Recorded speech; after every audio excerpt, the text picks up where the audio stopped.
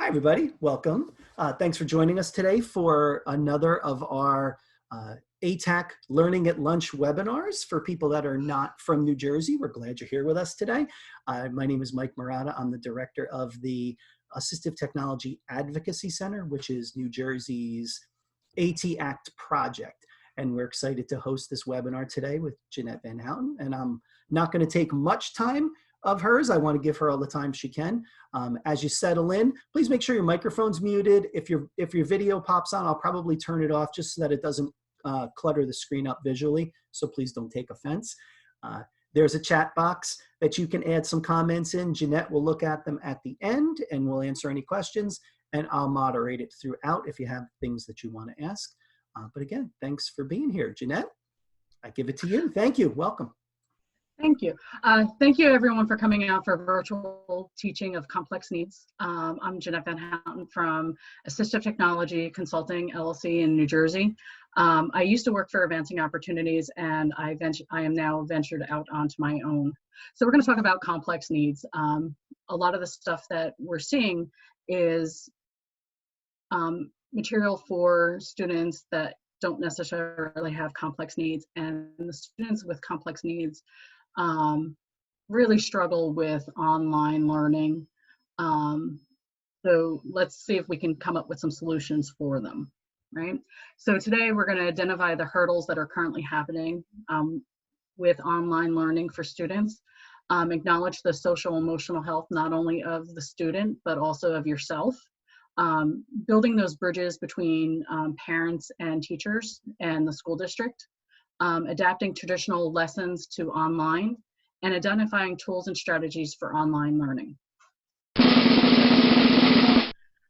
So the first thing I want to acknowledge is that you're doing awesome, you're doing great, and I'm proud of you. And the reason for saying that is that this is all brand new to all of us. Online learning was kind of dropped in our lap and said, go to it. And we weren't prepared for it. In general, we don't use as much technology as we think we do. And we don't necessarily have those tools that we were comfortable with in the classroom at home. So you're doing great the way you are right now.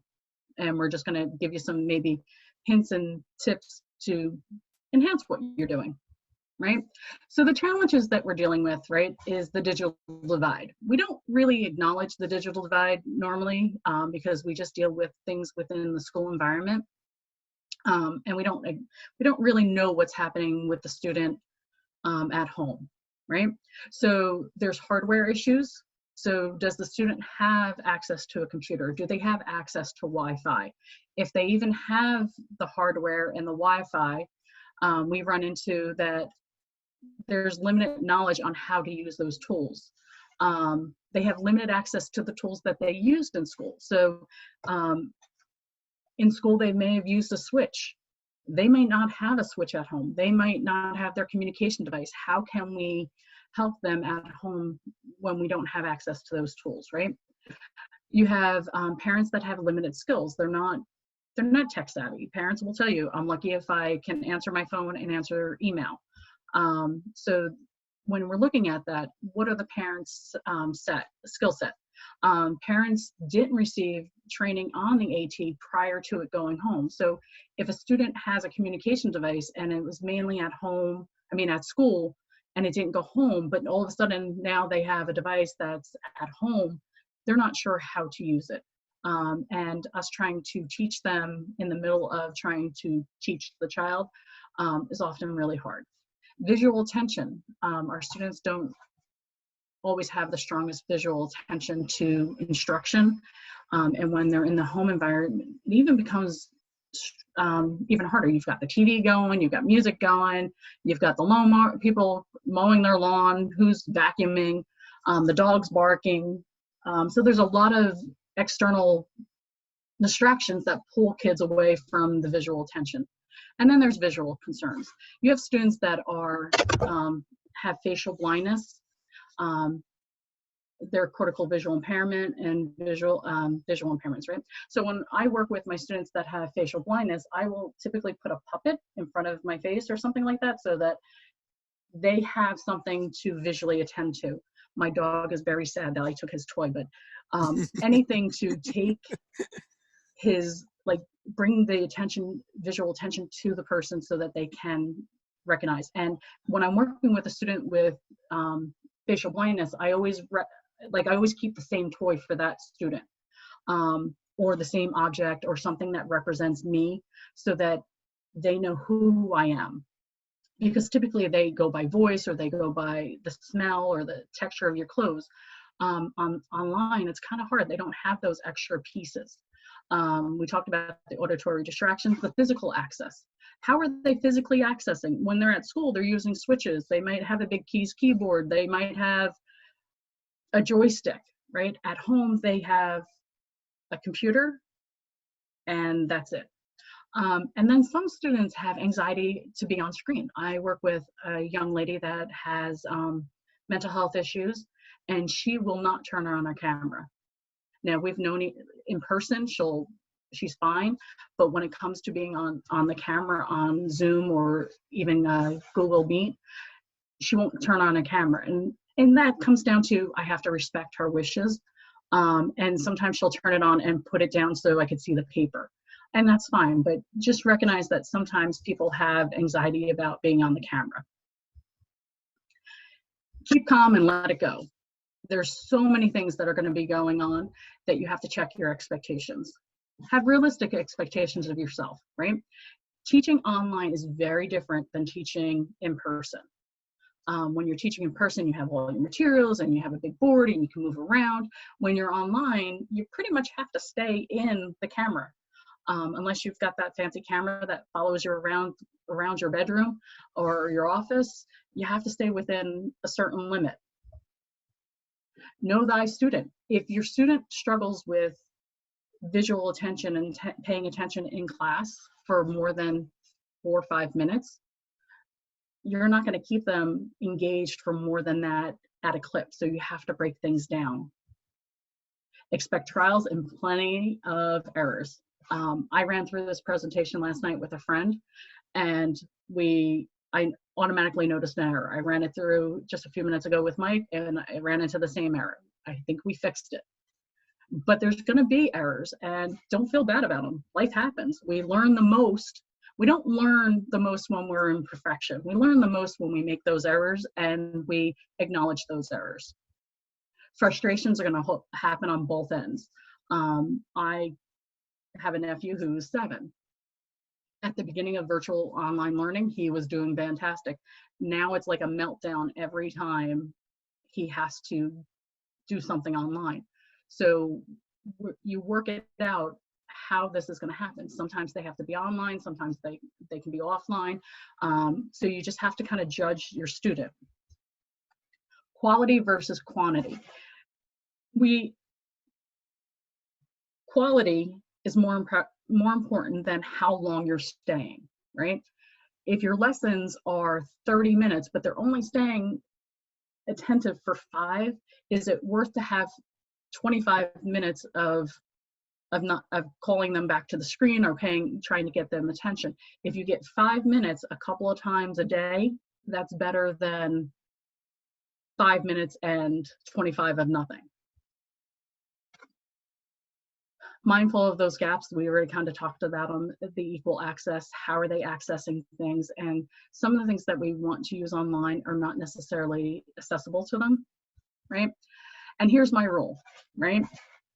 For 20 minutes of you looking at the computer screen, you should look far away at 20 feet away for 20 seconds. You want to decrease the eye fatigue and strain that you're feeling. If you're doing a lot of online teaching, what you're probably finding is that you're getting a lot of neck and shoulder pain. Your eyes kind of just seem always dry. And what you want to do is give yourself that break. Give your students that break, because I guarantee you, if you're feeling it, they're feeling it just as much, because they're not used to being an active participant. They're passive. They can watch YouTube videos all day long. They can play video games all day long. But when it comes to online learning, they need that break. Be silly, be honest, and be kind. And this is, be honest with yourself and be kind to yourself and be silly with the kids, because embrace your role as a facilitator.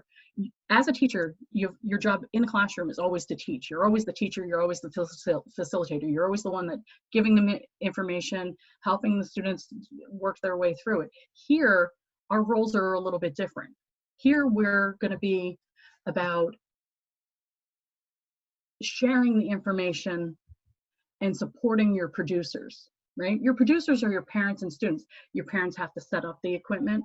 They have to, most of the time, they have to log the student on.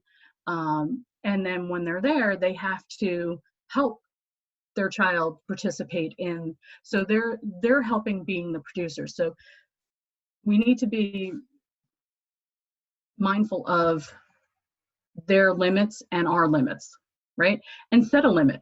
If you notice after a couple of days or a week that someone's little Johnny does best at 12 o'clock, then that's a great time. If mom or dad are working and they can't sit down with their child at 12 o'clock, then there's that conversation about open communication about when's it good for you. I have one student that both parents are working. They're working outside the house.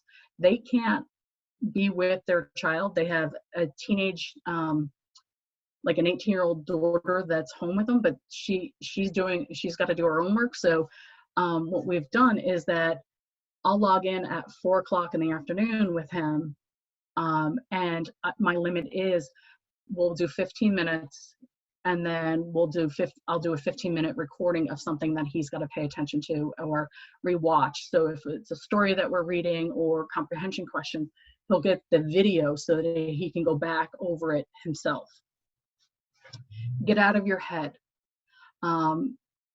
We are, as humans, we're the mean-making machines of ever. We make meaning out of everything. And that little voice in our head is like, oh, we're not doing good enough. Oh my God, that wasn't, the parent made a face when I did that, right? We don't know what they were thinking and why they made that face. A lot of times people are not paying attention to what you're saying necessarily or doing, right? They're just there to help. So they might be thinking about, oh, I have to go to the grocery store. I really don't want to go to the grocery store. Or, oh, the dishes again, right? So get out of your head. Just be comfortable with who you are and know you're doing the best you can. Low tech is no tech. Right now, a lot of things that we're dealing with is that we're high tech on presenting material to our students, but we're not sure what they have at home or how it's being used and things like that. So I like the low tech methods and the no tech because mom and dad have an easier time cutting and pasting something or using something online and sharing it than trying to do some of the fancy stuff that we normally do, right? Silly brings the kids to the screen. So every time, like when I'm working with students, I have different gadgets that are around me. I'll play bells. I'll play, I got this at Staples, silly sounds. I have things that'll clap because I want them to be engaged. But I know it's hard to visually attend to a screen for a long period of time.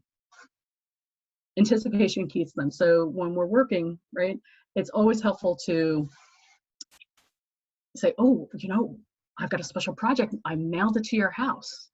So there's a hint right here. I think we're going to talk about something like this. Do you know what these are? It's coming up. Just so that they know that, oh, something's coming up. I may not like it, but something's coming. I want to be around for it, right? So setting up your classroom, right? Less is more. Have a blank wall behind you or something that is not visually distracting. Make sure the camera is centered on your face or the prop that you're using because you want to make sure that the student is seeing you unless you want something behind you on, right? So I have this is paper that I got at Staples. It's bulletin board paper. I have a green screen that I use every once in a while. But if we keep it blank, then we can put stuff on the wall and kind of come out of it and be the pointer later. Silence is bliss. If you, I know it's really hard, like I'm single, so I have the ability to have a very quiet house. I don't have kids running around. I've got a dog. He usually behaves himself, right? But there's times that I know there's people that have kids and their husbands are home, and or their partner's home, and the neighbor's mowing the lawn. So those times are probably not the best time to do recorded video. I have a tendency, even being single, I have a tendency to record them really early in the morning or late at night, because I know the world is silent around me. I won't have to worry about my neighbor mowing the lawn or having the leaf blower out. Get ready to go. Like, have everything that you need at your hand, right? I'm a lefty, so I have a tendency to keep everything that I'm going to work with on a left, and I have them in bins that say 1, 2, 3, right? Set a timer. You want to time yourself so that you stay within limits, right? Good lighting. Good lighting could be the natural sunlight. Today is bad, so I have a table lamp that I bought on Amazon that I use for students in class when the teachers turn the lights down. You can get the makeup lights that they sell and attach it to your computer, because you just want the light on your face as much as possible. And practice. It's good to run through it, see how long it's going to take, where you're going to stop. So some of the old school stuff, right? Because some of our kids don't have things at home, right? One of my favorite is the mouse house, right? This is 1990s, before switches were really accessible to everybody, that you could 3D print them or you can get them on Amazon, right? You pretty much needed something right there, right? So Linda Burkhart has directions on here. And what I've done for some of my students is that I went to the dollar store, bought an old photo album, right? And created a mouse house. And Linda Burkhart has the directions on her website. And you literally put the mouse in and have a little nub at where the button clicks, and the student can press it. And it's a very light touch. So depending on which one you put, for some of my students, I put like a little weight so that it gives a little bit more weight, so that when they touch it, they don't have to touch as hard. The camera mouse, and if you've never seen the camera mouse, I'm gonna try to share it now. Let's see if this works.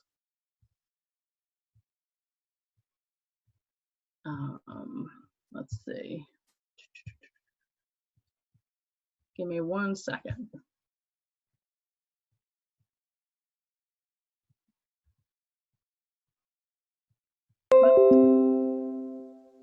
It is not allowing me to share it. Okay. I'll send up a video from Mike on the camera mouse, so that you can see what it looks like. What the camera mouse is it uses your built-in camera from your computer, and you put a dot on the nose or dot on the forehead with a virtual dot. It's not like the head mouse that you have to put the little dots, the silver dots. This is, you just kind of click where you want the dot to be, and you're able to move your head left to right, right? Up and down, and you can hit targets. So this allows students to have errorless playing with games that you might be playing. It allows them to have direct select, and it's free, so it can't hurt to try it. Your keyboard, mouse, and enter key acts as a single switch, so it's important, like you can use that. The question is, how do you help, depending on the student. If it's a laptop, I usually cover up the mouse pad with a mouse, like those foam mouse pads that we use, cover that up and build up the space bar with light foam, so that they feel where it is, and then they can touch it, and then it'll move things forward. And if you have access to a 3D printer or know someone that 3D prints, you can actually 3D print switches.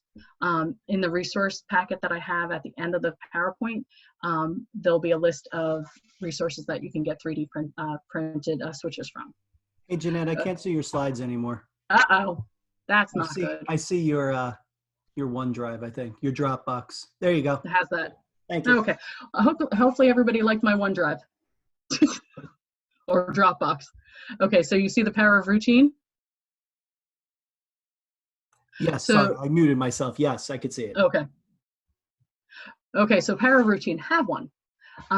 So that you had one in school, your students know that there's a routine that you have, and in virtual learning, you should also have one. Create a visual schedule. It doesn't have to be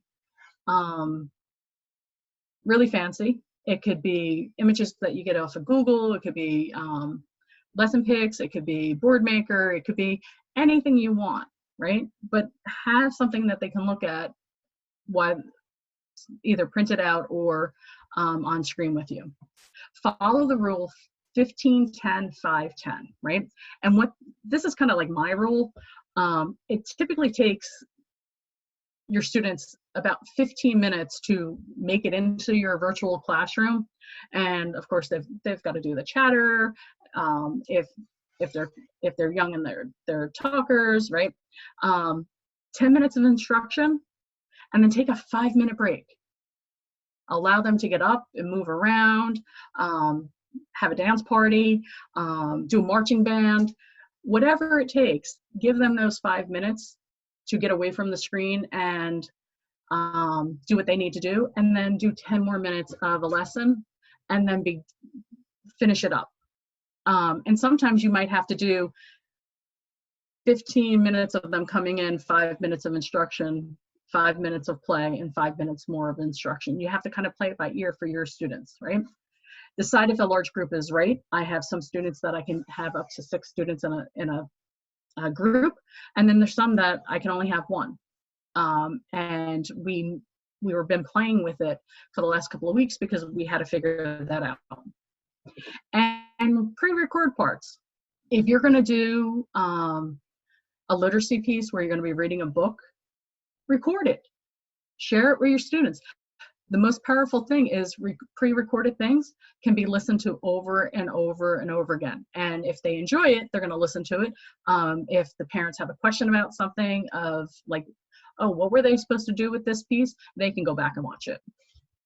So this is an example of one of my morning routines for, I'm working with preschool up to, some kids are now up into the 1st grade, but this is for the preschool to kindergarten, right? Oh, went wrong way. So this is our morning meeting, right? So this is a video that we'll start with.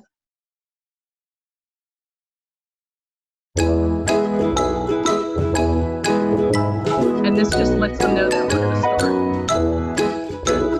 Hello, hello, how are you? Hello, hello, how are you? Hello, hello, how are you? How are you today? I am fine. I am great. I am fine. So when I'm working with the students, we'll put that video up, right? And whoop. I just stopped sharing my. Yeah, I think you stopped sharing your screen. Of course I did. Well, you just had to show something outside the slide. I had to show something else. There we go. That's going to happen a couple of times, I think, right? So there's a little video that we show. And then we'll go on to this. And this is an activity that is made in PowerPoint, right? And I used animation, right? So we'll say, who's here today, right? So I might say, Sally, are you here today? I'm at school, right? So then I'll go to the next slide and it'll have so Harry, are you here? And when we go into this type of slide, right? There's a couple of things you can do, right? There's the paintbrush, the pen, where he can draw a line that he's here, Or you can have it so that you come out of full view so that it's a slide and they can slide it over. So just depending on who the student is. Like I have a touchscreen computer, so I can have them, so if they're on an iPad or a touchscreen computer, they can draw lines. This is just one possible way, but you can put it into where you're creating the slides and put this up and they can move their pieces independently. So this is another activity of like today is, tomorrow is, right? And this one was created so that they would, when I was out of presenting view, that they can move their pieces up, like today is, tomorrow is. And I had a joke because I hate this activity generally in school. But half the time I don't even know what day of the week it is today. Like I have to go, oh, is today Tuesday? Oh no, today's Wednesday. So this type of activity actually keeps me on which day of the week it is. This is one of my favorite. This is selecting a song. This is their 5-minute dance party. And I'll select a student to take control and they pick the song, right? So we're gonna try this again, Mike. I have confidence it'll work. Do you? Yeah. Let's see, hold on. I have to go back to, oh, there we go. Here we go. So this is a single switch site that actually allows you to make this switch accessible. This is in the resource. Mike, let me know if this plays. Yes.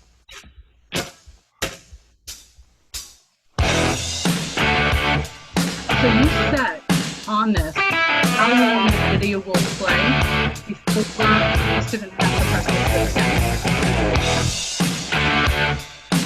So you can have it play for 20 seconds, you can have it play for a couple seconds, or you can have it play fully, like that they don't have to have control over it. So that's one good way to get the students engaged. But I'm trying to find my PowerPoint. There we go. There it is. So after we've done our little dance party that sometimes lasts a little bit longer than 5 minutes because sometimes they don't want to come back to the computer right away. And I don't make them sit at a chair or at the computer. Most of my students like to move around in the classroom. They're not ones to sit for very long. My rule of thumb when I talk to the parents is like, don't force, as long as they're staying in the room, allow them to move around. They'll come up to the screen when I ask their name, or I'll say, hey, it's my turn, it's your turn. Uh-oh, Johnny, come here, come and see what I've got. They'll come over maybe for only a couple seconds and then they'll go about their thing. And it's okay, because what you need to do is kind of gradually get them to come and be in front of the screen a little bit more.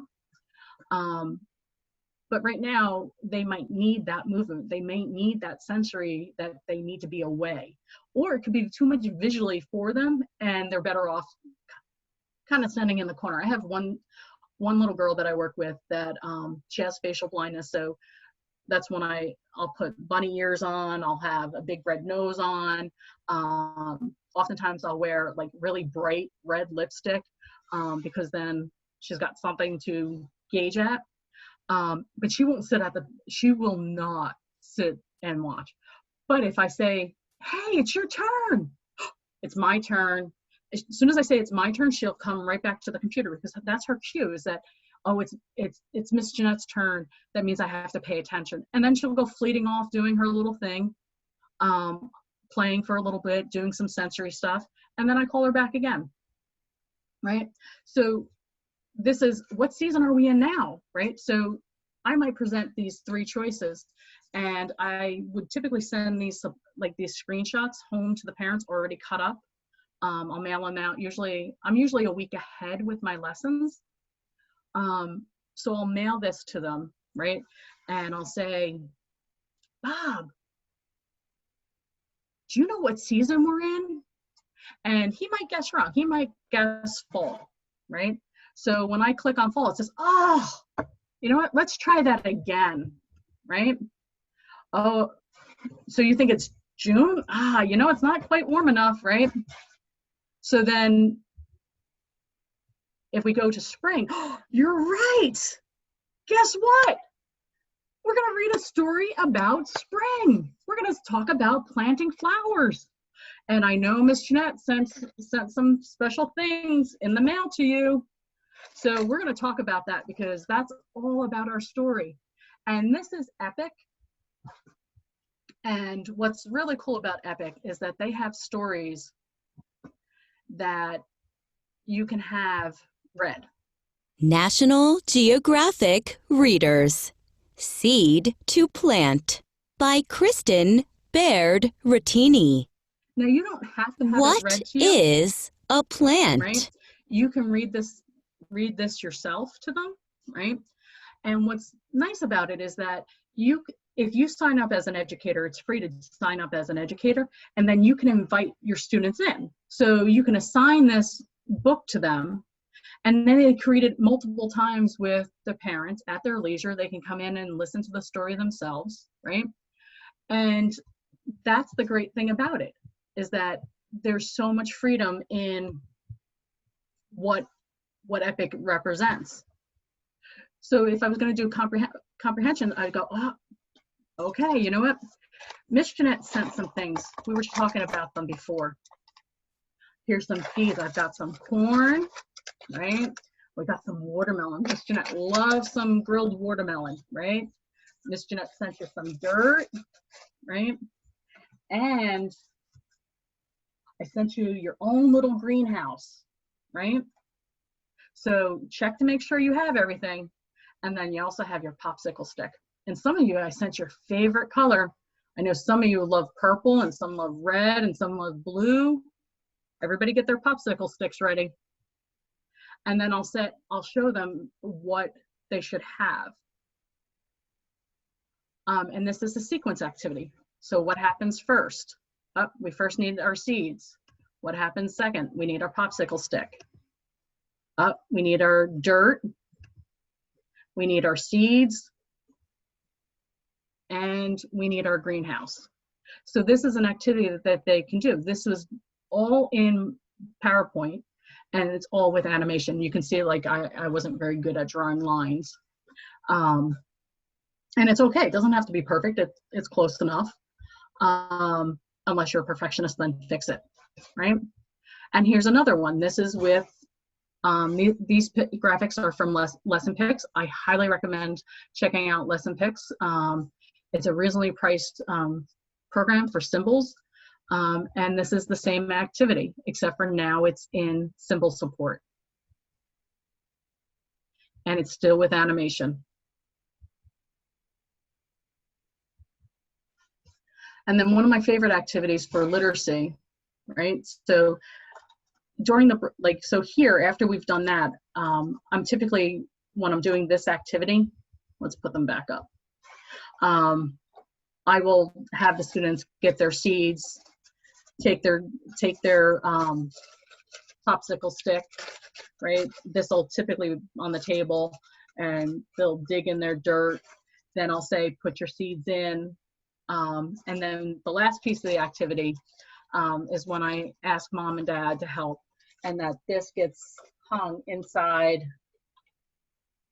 their little greenhouse, and then this gets put up on the window so that these seeds are getting sun, and they can watch the plant grow. And we might do an activity for the next month about how are their seeds growing, who has a plant coming through, who needs to move it to a bigger pot.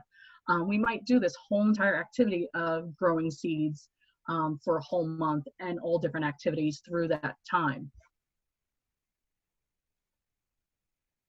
So making words, I know a lot of us are working on core vocabulary and doing activities for making words, and there's not a lot that is accessible to our students. So I made this, again, it's in PowerPoint. It's a black background. I drew the squares so that I could put the letters inside. I put a blank spot so that so they knew kind of where they were going on the paper. And so I'd say, oh, we're going to spell the word cat today. Who can spell the word cat? Right? So, oh, C, you're right. We need a C. We've got an A. T. We spelled cat. Excellent. And then here's our picture of the cat. And he's telling us, oh, we have to go to another one.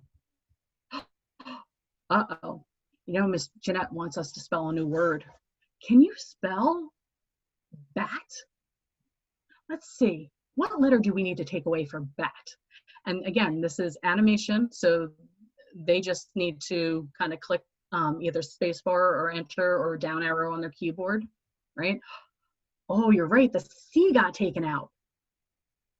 Let's see, we want to spell bat. Oh, B, you're right. Nice job, you spelled bat. Let's see which bat Miss Jeannette gave us today. Oh, we got, that's a bird, but there's our bat, right? So I might even add sound into this so that you hear the bat sounds and things like that. This activity is very easy to do within PowerPoint. If anybody wants it, they can email me and I will send it to you. I have about 10 words in this activity that are the core vocabulary or Dolch words. I even do this with math for adding manipulatives to 10 frames. And this is all within tools you have. I haven't gone out of really PowerPoint or YouTube, things that you have. There are tools that you can use. Clicker right now, Clicker 8 or Crick software has it so that it's free for now, so that you can pull up activities for them. Highly recommend going over there. There's a ton of free resources that are going to be listed so that you can see them and you can use them with your student. So the next one, right? I love games, and I have some older students that love to play games on the computer. And one of the games that my one student loves to play is Hangman. It's his favorite game. You can offer him anything and anything to do in the class. Like, do you want to watch videos? Do you want to do this? Do you want to? He's like, Hangman. I'm like, again? Okay, let's play Hangman. So online, he always asks. So here's my online this is in PowerPoint, right? And he'll tell me with his, because he's using eye gaze, so he'll tell me the letter that he wants. And if he said G, I was like, oh, nope, that's not right. Let's see, what letter do we want? A. Oh, there's an A, you're right. Right, and he'll just keep guessing.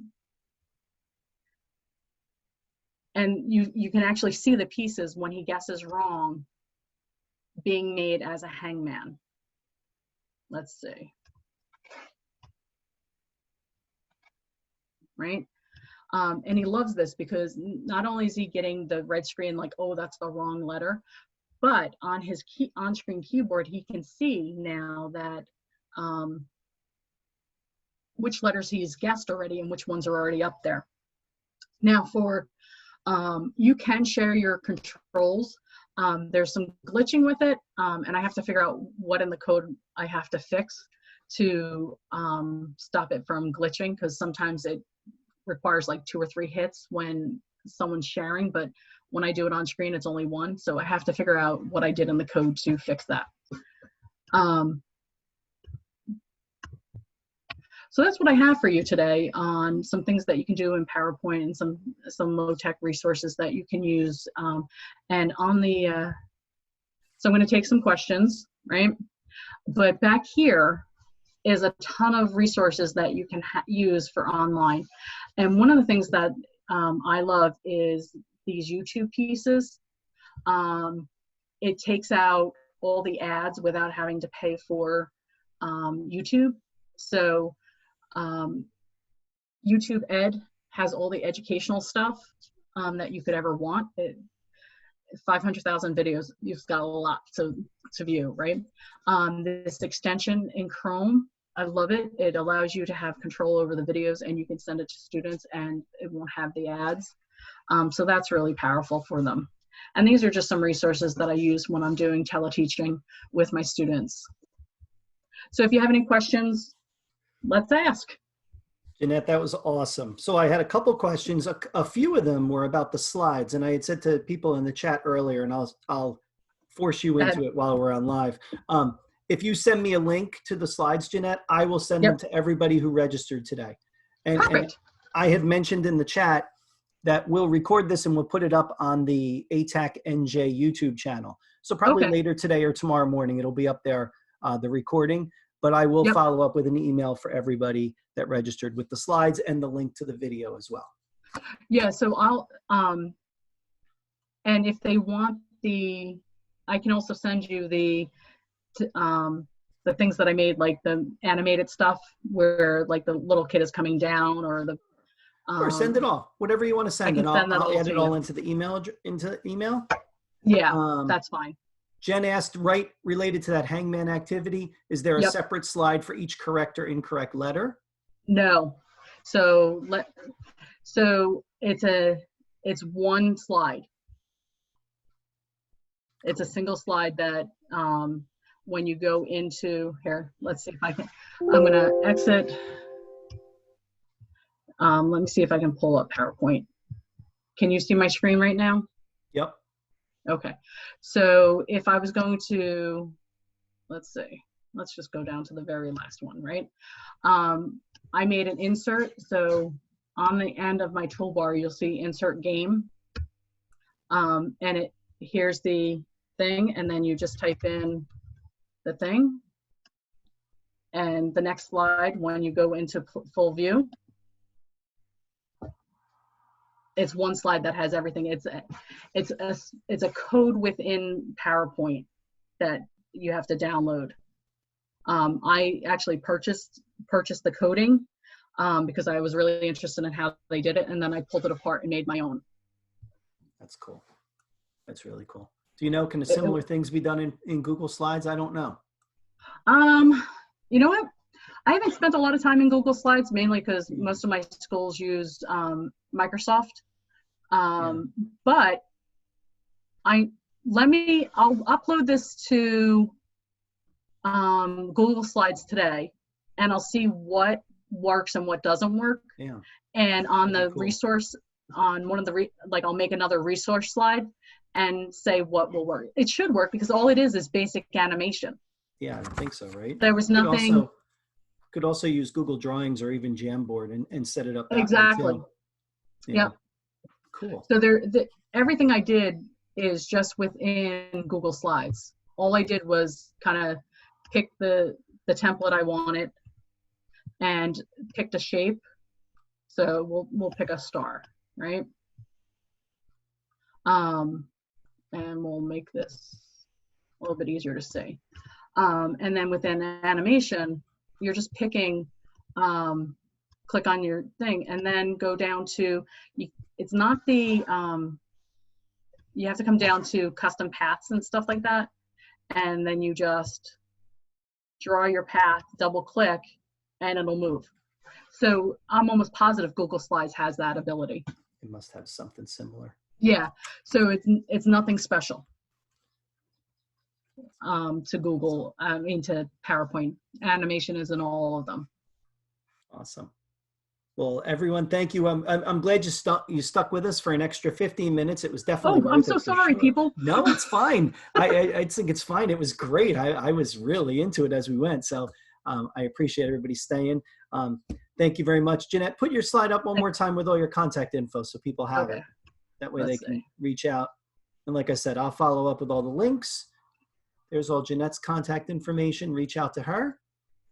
Eventually, I'll have a website. It's all right. An email works for now. That's perfect. Yep. And email I'm on all the time. So awesome. And I'll answer any questions, share whatever I have. I'm not really into the selling thing. I'm into the sharing thing. I like the sounds of that. All right, Jeanette, thank you. It was awesome. Thank you. Appreciate it. Thank you, everybody. We hope to see you at one of our future webinars. Have a great rest of the day. Thank you. Bye.